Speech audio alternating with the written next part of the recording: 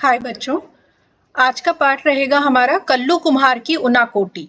कल्लू कुम्हार की उनाकोटी पाठ के बारे में क्या ये पाठ है, क्यों ये पाठ लिखा गया है, इसके बारे में आपको यहाँ 10 नंबर पेज पर जो रोमन में लिखा गया है उस पर दिया गया है। ये इस पेज पर सभी पाठों के बारे में दिया गया है। तो कल्लू कुमार की उनाकोटी के विक्रम सिंह ने लिखी है। उनका ये यात्रा वृतांत है। लेखक का यात्रा वृतांत, यात्रा वृतांत का मतलब होता है ट्रेवल की जो यादें हैं, जब वो ट्रेवल कर रहे थे उस समय की जितनी भी यादें हैं उसको इन्होंने यहाँ पे इस पाठ में लिखा है। और एक टीवी कार्यक्रम की शूटिंग करने पहुंचे लेखक ने त्रिपुरा की यात्रा करते हुए, वो टीवी कार्यक्रम की शूटिंग करने पहुंचे थे लेखक, और त्रिपुरा की यात्रा करते हुए वहां की भौगोलिक स्थिति यानी कि उनका जियोग्राफी, संस्कृति, कल्चर और वहां के जनजातीय समाज, सोसाइटी और संगीत, वाद्य यंत्र, म्यूजिक, घरेलू उद्योग धंधे, बिजनेस, आधुनिक कृषि परंपरा, एग्रीकल्चर और धार्मिक रीति रिवाज, रिलीजियस, ठीक है, कस्टम्स, मान्यताओं का वर्णन संक्षिप्त रूप में किया है, परंतु बहुत ही रोचक ढंग से उसको प्रस्तुत किया है। ये है कल्लू कुमार की उनाकोटी के बारे में मेन चीज कि ये एक यात्रा वृतांत है। ठीक है, अब पाठ पे चलते हैं। पाठ कल्लू कुमार की उनाकोटी के विक्रम सिंह ने इसको रचा है, लिखा है। ध्वनि में यह अद्भुत गुण है कि एक क्षण में ही वह आपको किसी दूसरे समय संदर्भ में पहुंचा सकती है। ध्वनि मतलब आवाज। आवाज एक क्षण में ही आपको किसी दूसरे समय में पहुंचा सकती है। मैं उनमें से नहीं हूं जो सुबह 4 बजे उठते हैं, 5 बजे तक तैयार हो जाते हैं और फिर लोधी गार्डन पहुंचकर मकबरों, मेम साहबों की सोहबत में लंबी सैर पर निकल जाते हैं। मीन्स लोधी गार्डन वहां पे फेमस होगा। लोधी गार्डन में पहुंचकर वो मकबरों और मतलब बाकी सब विजिटिंग प्लेसेस की सैर करते हैं, ऐसा उनमें से ये लेखक नहीं है। मैं आमतौर पर सूर्योदय के साथ उठता हूँ, अपनी चाय खुद बनाता हूँ, फिर चाय और अखबार लेकर लंबी सुबह का आनंद लेता हूँ और अक्सर अखबारों की खबरों पर मेरा कोई ध्यान नहीं रहता। यह तो सिर्फ दिमाग को कटी पतंग की तरह यूं ही हवा में तैरने देने का एक बहाना है। मींस वो पेपर जब पढ़ते हैं तो ये फोकस नहीं रखते हैं कि क्या वो पढ़ रहे हैं या फिर क्या उसमें खबरें हैं, इस पे फोकस नहीं रहता। वो जस्ट फ्लो में जाने देते हैं, अच्छा ये है लाइक। दरअसल इसे कटी पतंग योग भी कहा जा सकता है। कटी पतंग मतलब होता है ब्रेक, जो काइट होती है। इसे मैं अपने लिए काफी ऊर्जादायी पाता हूँ, और मेरा ऊर्जादायी का मतलब होता है एनर्जी देने वाला। मेरा दृढ़ विश्वास है कि संभवतः इससे मुझे एक और दिन के लिए दुनिया का सामना करने में मदद मिलती है। एक ऐसी दुनिया का सामना करने में जिसका कोई सिर पैर समझ पाने में मैं खुद को असमर्थ पाता हूँ। ठीक है, ये पेपर के बारे में बता रहे हैं, न्यूज़पेपर के बारे में। अभी हाल ही में मेरी इस शांतिपूर्ण दिनचर्या में एक दिन खलल पड़ गया मतलब बाधा आ गई। मैं जगा एक ऐसी कान फाड़ू आवाज से। कान फाड़ू का मतलब होता है बहुत तेज आवाज जो कान के पर्दे फाड़ दे, ऐसी आवाज जो तोप दागने और बम फटने जैसी थी। गोया जॉर्ज डब्ल्यू बुश और सद्दाम हुसैन की मेहरबानी से तीसरे विश्व युद्ध की शुरुआत हो चुकी हो। ऐसा उसको लगा कि तीसरे विश्व युद्ध की शुरुआत हो चुकी है। खुदा का शुक्र है कि ऐसी कोई बात नहीं थी। दरअसल यह तो महज स्वर्ग में चल रहा देवताओं का कोई खेल था। मतलब कि बिजलियों की और बादलों की गड़गड़ाहट थी जो उसको सुनाई दी, जिसकी झलक बिजलियों की चमक और बादलों की गरज के रूप में देखने को मिलती है। मैंने खिड़की के बाहर झांका। आकाश बादलों से भरा हुआ था जो सेनापति द्वारा त्याग दिए गए सैनिकों की तरह आतंक में एक दूसरे से टकरा रहे थे। वो जो बादलों की जो आवाज आ रही थी वो ऐसा लग रहा था जैसे बादल आपस में सेनापति की तरह लड़ाई कर रहे हैं, सैनिकों की तरह। विक्षिप्तों की तरह आकाश को विक्षिप्तों क्या होता है? पागल। विक्षिप्तों की तरह आकाश को भेद देने वाली तड़ित मतलब बिजली के अलावा जाड़े की अलसुबह का ठंडा भूरा आकाश भी जो प्रकृति के तांडव को एक पृष्ठभूमि मुहैया करा रहा था। इस तांडव के गर्जन तर्जन से मुझे 3 साल पहले वो त्रिपुरा में उनाकोटी की एक शाम में पहुंचा दिया। दिया। एक्चुअली ये जो पैराग्राफ है ना, इसमें बस इतना ही आप समझिए कि ये पैराग्राफ में ये कहा है कि जब उसको आवाज आ रही थी बहुत तेज तेज, तो आवाज किसकी थी? आवाज बादलों की थी, बादलों के गड़गड़ाहट की थी, कि बादल आपस में गड़गड़ा रहे थे और बिजली चमक रही थी, तो उसको लग रहा था कि बादलों में कोई युद्ध चढ़ रहा है। ठीक है। और ये सब चीजें याद करके जब उसने ये सीन देखा, तो उसको 3 साल पहले जब वो त्रिपुरा में उनाकोटी में गया था, तब की बात याद आ गई। तो उस समय में भी वहां पे शायद कुछ ऐसा ही हुआ होगा। देखते हैं आगे। दिसंबर 1999 में ऑन 1999 में ऑन द रोड शीर्षक से 3 खंडों वाली एक टीवी श्रृंखला बनाने के सिलसिले में, टीवी श्रृंखला का नाम था, टीवी सीरीज का नाम था ऑन द रोड, और इस सिलसिले में ये 3 पार्ट्स में होनी थी। इसी सिलसिले में वो त्रिपुरा की राजधानी अगरतला गया था लेखक। इसके पीछे बुनियादी विचार त्रिपुरा की समूची लंबाई में आर पार जाने वाली राष्ट्रीय राजमार्ग नेशनल हाईवे 44 से यात्रा करने और त्रिपुरा के विकास संबंधी गतिविधियों के बारे में जानकारी देने का था। मतलब वो जाकर के वहां पे और ये जानना चाहते थे कि जो नेशनल हाईवे 44 है उससे किस यात्रा करने में क्या क्या अनुभव है, और दूसरा कि त्रिपुरा की जो डेवलपमेंट संबंधी जो भी एक्टिविटीज हैं उनके बारे में उसको जानकारी लेनी थी। त्रिपुरा भारत के सबसे छोटे राज्यों में से है। 34% यानी 34% से ज्यादा की इसकी जनसंख्या वृद्धि दर भी खासी ऊंची है। 34% से ज्यादा पॉपुलेशन इंक्रीज रेट है इसमें।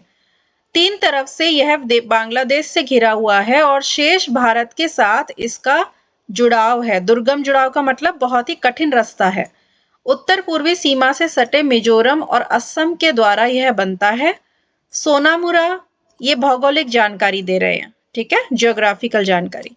सोनामुरा, बेलोनिया, सबरूम, कैलाश शहर जैसे त्रिपुरा के ज्यादातर महत्वपूर्ण शहर बांग्लादेश के साथ इसकी सीमा के करीब हैं। यहाँ तक कि अगरतला भी सीमा चौकी से महज 2 किलोमीटर पर ही है। बांग्लादेश से लोगों की अवैध आवक यहाँ जबरदस्त है।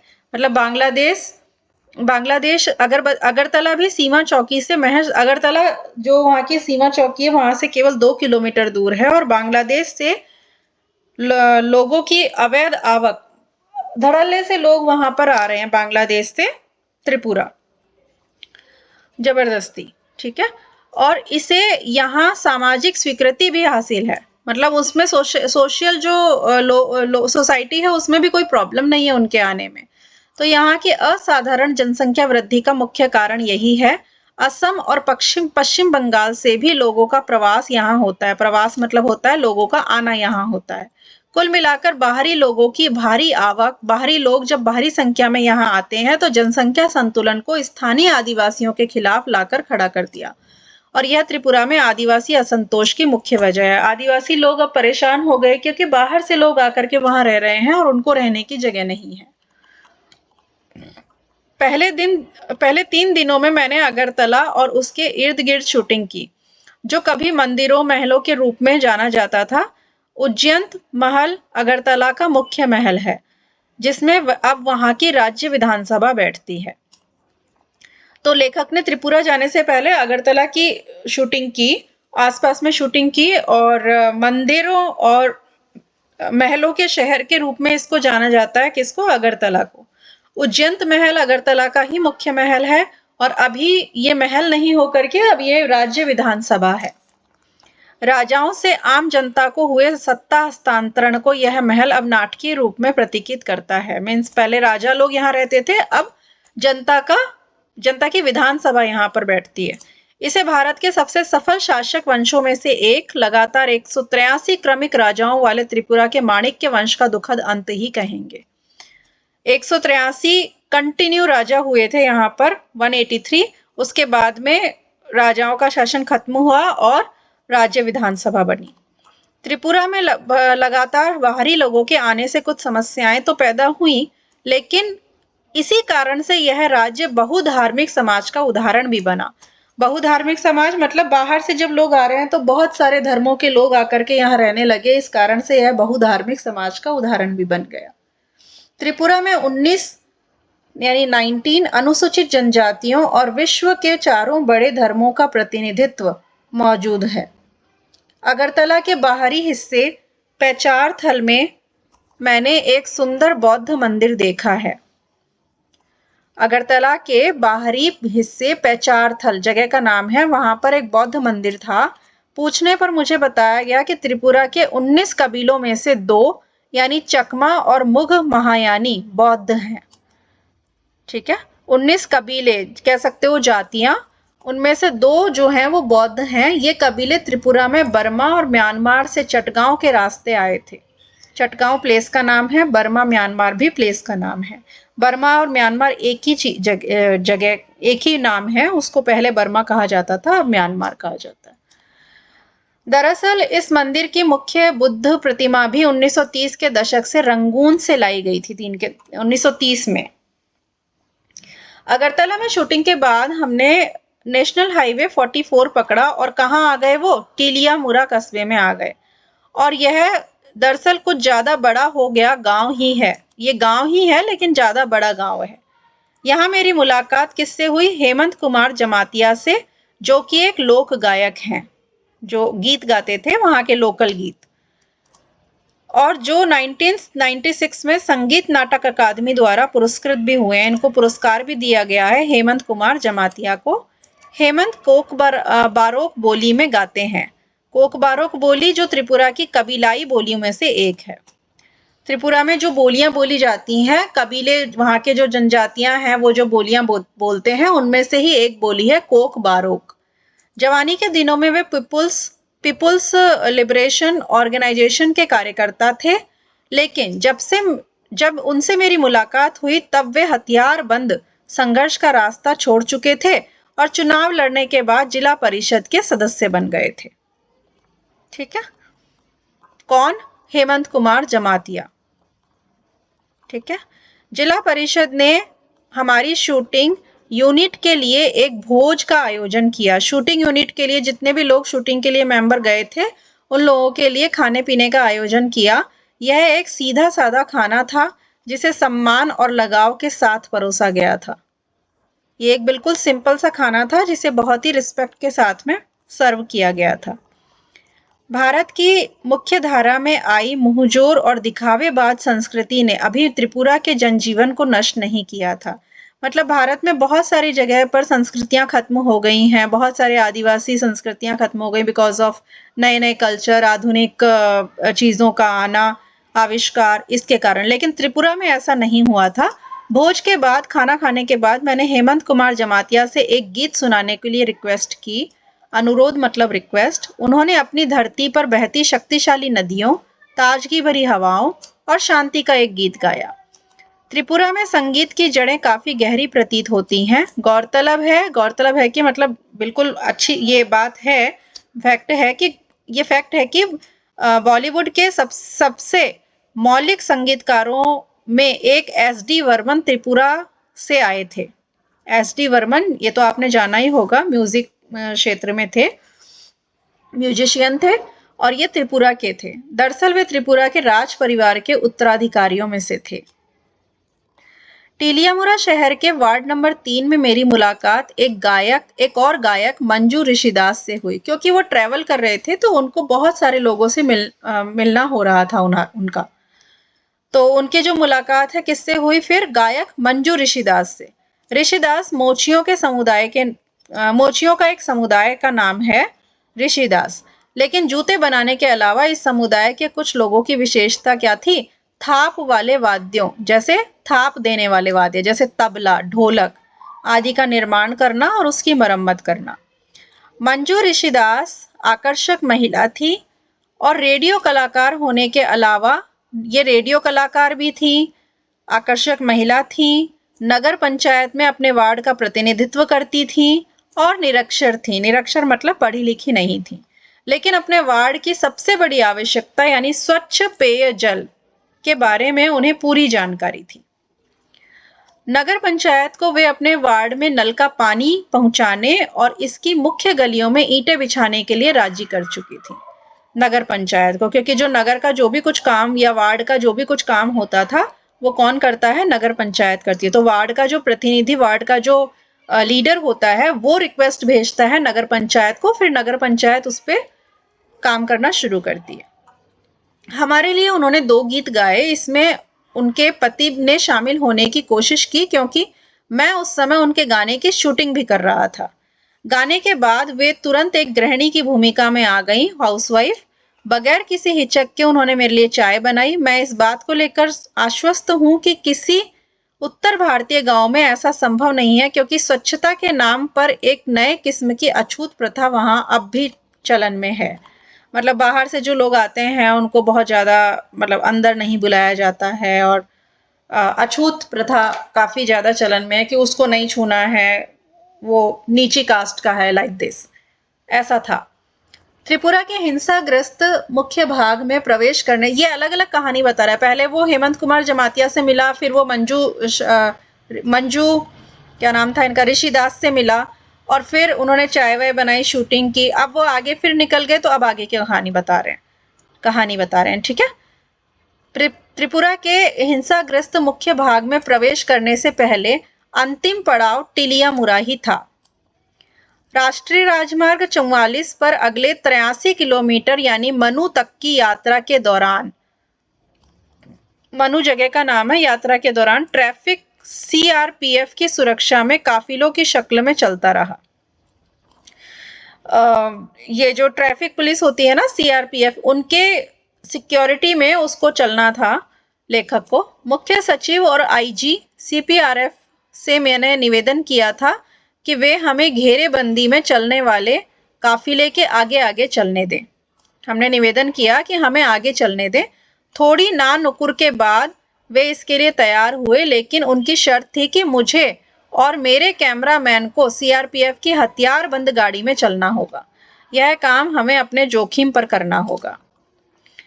अपने जोखिम पर मतलब अपने रिस्क पर करना होगा। काफिला दिन में 11 बजे के आसपास चलना शुरू होता है, और मैंने अपनी शूटिंग के काम में ही मैं इतना व्यस्त था कि इतना बिजी था कि उस समय तक डर के लिए कोई गुंजाइश ही नहीं थी। क्या होता है ना कि जब हम किसी काम में बिजी होते हैं ना, तो हमें डर, चिंता, ये सब नहीं सताता है। जब तक मुझे सुरक्षा प्रदान कर रहे सीपीआरएफ कर्मी ने साथ की निचली पहाड़ियों पर रखे 2 पत्थरों की तरफ मेरा ध्यान आकृष्ट नहीं किया, मतलब उसको कोई चिंता नहीं थी, वो आराम से शूटिंग में बिजी था। लेकिन सडनली जब सीपीआरएफ के जवानों ने उसको बोला कि देखिए सामने 2 पत्थर पड़े हुए हैं बड़े बड़े, तो उसके बाद उसका ध्यान फिर हटा काम से। 2 दिन पहले हमारा एक जवान यही विद्रोहियों द्वारा मारा गया, उसने कहा। ये जो सुरक्षा कर्मी थे उन्होंने कहा। मेरी रीढ़ में एक झुरझुरी सी दौड़ गई, मतलब वो उसको बहुत ही डर, अब थोड़ा सा उसको डर लगने लगा। मनु तक की अपनी शेष यात्रा में मैं यह ख्याल अपने दिल से निकाल नहीं पाया कि हमें घेरे हुए सुंदर और अन्यथा शांतिपूर्ण प्रतीत होने वाले जंगलों में किसी जगह बंदूकें लिए विद्रोही भी छिपे हो सकते हैं। तो जब वो उधर से जा रहा था, तो जब वो अपनी शूटिंग में बिजी था, और सडनली जब सीआरपीएफ के जवानों ने बोला कि यहीं पर इन 2 पत्थरों के पास ही एक व्यक्ति को गोली मार करके उड़ा दिया गया, तब उसको थोड़ा सा डर लगने लगा, और उसको यकीन ही नहीं हो रहा था कि इतनी सुंदर जगह है, इतनी शांत जगह है, वहां पर कोई इस जंगल में, इतने शांत जंगल में कोई बंदूक लेके भी कोई विद्रोही खड़ा हो सकता है, छुप सकता है। त्रिपुरा की प्रमुख नदियों में से एक मनु नदी के किनारे स्थित मनु एक छोटा सा कस्बा है। मनु एक छोटा सा कस्बा है। जिस वक्त हम मनु नदी के किनारे पुल पर पहुंचे, सूर्य मनु के जल में अपना सोना उड़ेल रहा था, मतलब सूर्य उग चुका था, ऊपर हो चुका था। और जब सूरज ऊपर आता है, उगता हुआ सूरज जब नदी पर उसकी शेडो पड़ती है, तो वो बिल्कुल सोना, गोल्ड टाइप में झिलमिल झिलमिल करता है। वहां मैंने एक और काफिला देखा, एक साथ बंधे हजारों बांसों का एक काफिला किसी विशाल ड्रैगन जैसा दिखाई दे रहा था, और नदी पर बहा चला जा रहा था। डूबते हुए सूरज की सुनहरी रोशनी उसे सुलगा रही थी, मतलब जब लकड़ी पानी में तैर रही थी, लकड़ियों का बंच पूरा का पूरा उस पर, जब पानी पर जब वो तैर रहा था, तो और डूबते हुए सूर्य यानी सनसेट होने वाला था, उसकी रोशनी जब उस पर पड़ रही थी, तो ऐसा लग रहा था कि बांसों में आग लग रही है। हमारे काफिले को सुरक्षा दे रही सीपीआरएफ की एक समूची कंपनी के उलट इसकी सुरक्षा का काम सिर्फ 4 व्यक्ति संभाले हुए थे। मीन्स सीपीआरएफ की जो काफिला था वो बहुत बड़ा था, वो लोग काफी अच्छा लोगों को लेकर के सुरक्षा कर्मी जा रहे थे, लेकिन जो बांस का जो बंडल जा रहा था नदी में उसमें सिर्फ 4 लोग थे। अब हम उत्तरी त्रिपुरा जिले में आ गए थे। यहाँ की लोकप्रिय घरेलू गतिविधियों में से एक है, अब देखिए घरेलू गतिविधियां, मैंने आपको पहले बताया था ना कुछ घरेलू गतिविधियां बताएंगे इस पाठ में, या भौगोलिक विशेषताओं के बारे में बताया जाएगा, धार्मिक चीजों के बारे में बताया जाएगा, रीति रिवाज। तो अभी घरेलू गतिविधियों के बारे में बताया जा रहा है कि यहाँ पर क्या होता है। बिजनेस, अगरबत्तियों के लिए बांस की पतली सीकें तैयार की जाती हैं। अगरबत्ती जानते हैं आप, उसके लिए बांस की पतली सीकें बनती हैं। अगरबत्तियां बनाने के लिए इन्हें कर्नाटक और गुजरात भेजा जाता है। अगरबत्तियों से रिलेटेड एक लेसन और है ना आपका, खुशबू रचते हाथ, हाँ, तो ये जब अगरबत्तियां बनाने के लिए इसको कहाँ भेजा जाता है, कर्नाटक और गुजरात में भेजा जाता है। उत्तरी त्रिपुरा जिले का मुख्यालय कैलाश शहर है, जो बांग्लादेश की सीमा के काफी करीब था। ठीक है, कैलाश शहर। मैंने यहाँ के जिलाधिकारियों से मुलाकात की, जो डिस्ट्रिक्ट ऑफिसर से मुलाकात की, जो केरल से आए थे, एक नौजवान थे। केरल से आए एक नौजवान थे। वे तेज तर्रार थे, मिलनसार थे, उत्साही व्यक्ति थे। उत्साही मतलब एक्साइटेड थे। चाय के दौरान उन्होंने मुझे बताया कि टरू पोटैटो सीड्स टीपीएस की खेती को त्रिपुरा में खासकर उत्तरी जिले में किस तरह सफलता मिली है। ये जो टरू पोटैटो सीड्स है, ये एक अलग तरीके की सीड्स हैं जो कि आलू के सीड्स हैं, और इसको त्रिपुरा में बहुत ही अच्छी सफलता मिली है। आलू की बुवाई के लिए आमतौर पर पारंपरिक आलू के बीजों की जरूरत 2 मेट्रिक टन प्रति हेक्टेयर पड़ती है। मतलब जो ट्रेडिशनल आलू के बीज हैं वो 1 हेक्टेयर में 2 मेट्रिक टन चाहिए होता है, लेकिन इसके बरस टीपीएस की सिर्फ 100 ग्राम मात्रा ही 1 हेक्टेयर की बुआई के लिए काफी होती है। तो कंपैरिजन किया है कि जो सिंपल ट्रेडिशनल आलू होते हैं उनके बीज चाहिए 2 मेट्रिक टन फॉर 1 हेक्टेयर, लेकिन जो टीपीएस है, टरू पोटैटो सीड, उसके सीड्स कितने चाहिए, only 100 gram for 1 hectare. Tripura से टीपीएस का निर्यात अब न सिर्फ असम, मिजोरम, नागालैंड, अरुणाचल प्रदेश को, बल्कि बांग्लादेश, मलेशिया, वियतनाम को भी होता है। कलेक्टर ने अपने एक अधिकारी को हमें मुराई गांव ले जाने के लिए कहा, जहां पे टीपीएस की खेती होती है। तो टीपीएस की खेती किस गांव में हो रही थी, मुराई गांव में। एमसीक्यू में आते हैं क्वेश्चंस ये। फिर जिलाधिकारी ने अचानक मुझसे पूछा कि आप क्या उनाकोटी में शूटिंग करना पसंद करेंगे। उनाकोटी, ओके, यह नाम मुझे कुछ जाना पहचाना सा लगा, लेकिन इसके बारे में मुझे कोई जानकारी नहीं थी। जिलाधिकारी ने आगे बताया कि वह भारत का, जिलाधिकारी कहाँ के थे, केरल के, वह भारत का एक सबसे बड़ा नहीं तो सबसे बड़े शैव तीर्थों में से एक है। शैव तीर्थ मतलब कि शिव जी के जो तीर्थ होते हैं, पूजा स्थल, उनमें से एक है उनाकोटी। संसार के इस हिस्से में जहां युगों से स्थानीय आदिवासी धर्म ही फलते फूलते रहे हैं, एक शैव तीर्थ मतलब आदिवासियों का ही धर्म यहाँ पे रहा है, उस जगह पर एक शैव तीर्थ, तो ये सुनकर के बहुत आश्चर्य हुआ लेखक को। जिलाधिकारी के लिए मेरी उत्सुकता स्पष्ट थी।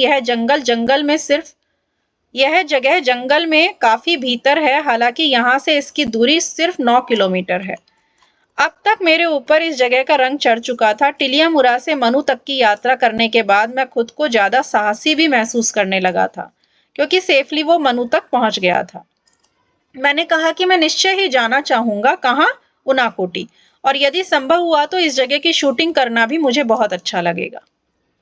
अगले दिन जिलाधिकारी ने सारे सुरक्षा इंतजाम किए और यहाँ तक कि उनाकोटी में ही लंच कराने का प्रस्ताव भी रखा, और वहां हम सुबह 9 बजे के आसपास पहुंच गए, लेकिन 1 घंटे हमें इंतजार करना पड़ा, क्योंकि खासे ऊंचे पहाड़ों से घिरी होने के चलते इस जगह सूरज की रोशनी 10 बजे तक ही पहुंच पाती है, इसलिए वहां पे उजाला नहीं हो पा रहा था। उनाकोटी का मतलब है 1 कोटि यानी करोड़, यानी कि 1 करोड़ से कम। ठीक है, 1 करोड़ यानी 1 करोड़ से कम। दंत कथा का मतलब होता है एक लोकल कहानी जिसके अनुसार उनाकोटी में शिव की एक कोटि से कम मूर्तियां हैं। 1 करोड़ में एक ओनली वन कम, ओनली वन लेस मूर्तियां हैं। मूर्तियां है स्टैचू। विद्वानों का मानना है कि यह जगह 10 वर्ग किलोमीटर से कुछ ज्यादा इलाके में फैली है और पाल शासन के दौरान 9वीं से 12वीं सदी तक के 300 वर्षों में से यहाँ चहल पहल रहा करती है।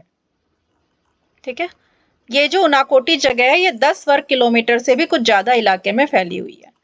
पहाड़ों को अंदर से काटकर यहाँ विशाल मूर्तियां बनी हैं।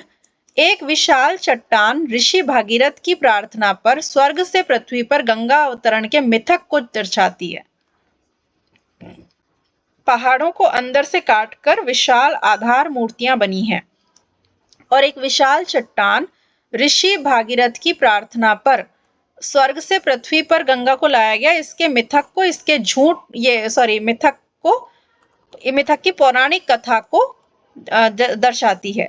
गंगा अवतरण के धक्के से कहीं पृथ्वी धंसकर पाताल लोक में नहीं चली जाए, इसलिए शिव को इसके लिए तैयार किया गया कि वे गंगा को अपनी जटाओं में उलझा लें। जटाओं मतलब हेयर्स में उलझा लें और इसके बाद इसे धीरे धीरे पृथ्वी पर बहने दें। शिव का चेहरा एक समूची चट्टान पर बना हुआ था। उनकी जटाएं 2 पहाड़ों की चोटियों पर फैली हैं। भारत में शिव की यह सबसे बड़ी आधार मूर्ति है। पूरे साल बहने वाला एक जलप्रपात पहाड़ों से उतरता है और जिसे गंगा जितना पवित्र समझा जाता है। यह पूरा इलाका ही देवी देवताओं की मूर्तियों से भरा पड़ा है। इन आधार मूर्तियों के निर्माता अभी चिन्हित नहीं किए हैं, मतलब किसने ये मूर्तियां बनाई ये अभी तक नहीं पता है। स्थानीय आदिवासियों का मानना है कि इन मूर्तियों का निर्माता कौन था? कल्लू कुम्हार था और वह पार्वती का भक्त था। कल्लू कुम्हार एक व्यक्ति का नाम है। कुम्हार होता है जो मिट्टी की मूर्तियां, बर्तन बनाता है। तो कल्लू कुम्हार व्यक्ति का नाम था। वह पार्वती का भक्त था। शिव पार्वती के साथ उनके निवास कैलाश पर्वत पर जाना चाहता था। पार्वती के जोर देने पर शिव ने कल्लू को कैलाश ले जाने के लिए तैयार तो हो गए, लेकिन एक शर्त रखी कि उसे एक रात में क्या बना करना है? शिव की 1 करोड़ मूर्तियां बनानी होंगी। उसने एक शर्त रखी, भगवान शिव ने एक शर्त रखी कल्लू कुमार के आगे कि तुमको एक रात में शिव जी की 1 करोड़ मूर्तियां बनानी होंगी। कल्लू अपनी धुन के पक्के व्यक्ति की तरह उस काम में जुट गया। धुन के पक्के कीवर्ड है। लेकिन जब भोर हुई तो मूर्तियां 1 कोटि से कम निकली। आप जब आंसर लिखें तो करोड़ नहीं लिखें, कोटि लिखें, क्योंकि कोटि इसका कीवर्ड है। कल्लू नाम की इस मुसीबत से पीछा छुड़ाने के लिए अरे शिव ने इसी बात का बहाना बनाते हुए कल्लू कुम्हार को अपनी मूर्तियों के साथ उनाकोटी में ही छोड़ दिया और चलते बने। इस जगह की शूटिंग पूरी करते शाम के 4 बज गए थे। सूर्य के ऊंचे पहाड़ों के पीछे जाते ही उनाकोटी में अचानक अंधेरा छा गया। मिनटों में जाने कहां से बादल आ गए और जब तक हम अपने जो भी इंस्ट्रूमेंट हमारे साथ में थे वो समेटे, वो हमने पैकअप किया, वाइंड अप किया, बादलों की सेना गर्जन तर्जन के साथ कहर बरपाने लगी। शिव का तांडव शुरू हो गया, जो कुछ वैसा ही था जैसा मैंने 3 साल बाद जाड़े की एक सुबह दिल्ली में देखा था। तो वो जो लेखक को याद आई थी ना उनाकोटी की, जब बारिश गर्जन तर्जन हो रहा था, ऐसा लग रहा था उसको कि बादलों की सेना लड़ रही है, तो यही सीन उसको याद आ गया था। 3 साल पहले का जो ये सीन था वही उसको याद आ गया था, इसलिए उसने ऐसा उस वक्त बोला था। तो जिसने मुझे एक बार फिर उनाकोटी पहुंचा दिया 3 साल बाद, फिर वो जब दिल्ली में थे तो दिल्ली की सुबह में भी यही सब कुछ हो रहा था। अचानक से बादल छा जाना, बादलों की सेना, गड़गड़ाहट, बिजली का चमकना, ये सब होने लगा, तो उसको फिर वही उनाकोटी याद आ गई। ठीक है, 8 क्वेश्चन है, वेरी सिंपल होगा। जब आप लेसन पढ़ेंगे, अच्छे से समझेंगे, तो आप आराम से इन क्वेश्चंस के आंसर करने के एबल हो जाएंगे। एंड जब आप आंसर लिखें तो कीवर्ड, पार्ट से कीवर्ड जरूर लेने हैं। जैसे कोटि है, कीवर्ड है पार्ट का, लेकिन करोड़ लिखोगे तो करोड़ पार्ट का कीवर्ड नहीं है। ठीक है, तो पार्ट के शब्दों को इस्तेमाल करें अपने आंसर में, आपका आंसर अच्छा लिखा होगा। ओके बच्चों, थैंक यू।